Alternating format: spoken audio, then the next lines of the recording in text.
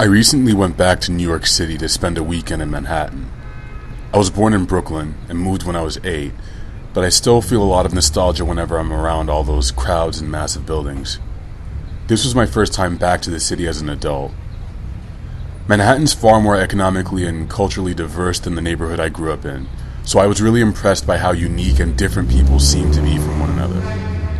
Here are 3 interesting people I saw or drew portraits of during my weekend in Manhattan. After a cramped 5-hour bus ride, I was standing on a busy intersection when I saw a woman trying to hail a cab. She was carrying 2 large canvases, 3 purses, and a box filled with art supplies. She was wearing 7-inch high heels and shouting at cabs while waving one of the canvases in the air. She crossed the street and repeated the process, and would get more and more frustrated every time she got passed by. The whole time she was doing this, she had an unusually long, unlit cigarette hanging from her mouth. I really wanted to know what was in those canvases. By the time I left to go to find a subway station, she was still crossing the intersection and waving at cabs.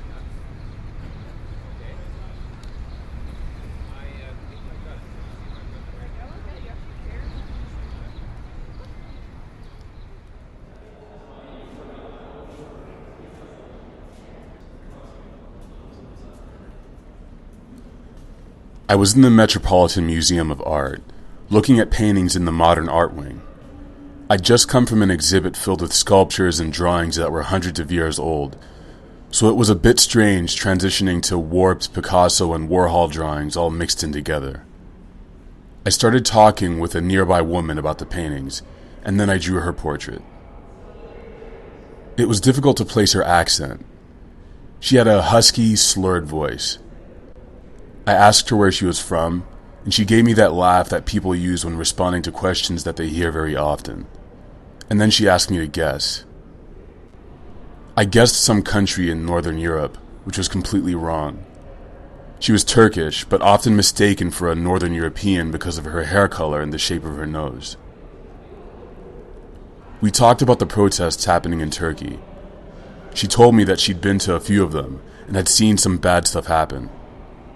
While we were talking about the protests and the unrest going on in that country, I wondered what it's like to be in power and know that hundreds of thousands of people legitimately hate you and most of what you stand for.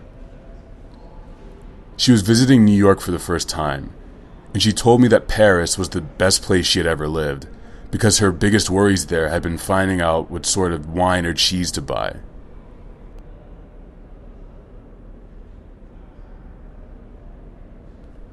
I met a tall man with a strange haircut and a strange outfit standing in front of some more modern paintings. His shirt was massive, and he was wearing fancy dress shoes with no socks. His hair was blonde and stood about 4 inches above his head, and he had big gauges in his ears. He looked as confused as I was about the art, so I decided to draw him. He was visiting from Vancouver, and he was a fashion design student. I asked him how long he'd been into fashion, and he said that he couldn't remember a time when he hadn't been. We talked about the function of fashion, and he told me that he was not at all concerned with designing clothing for everyday use.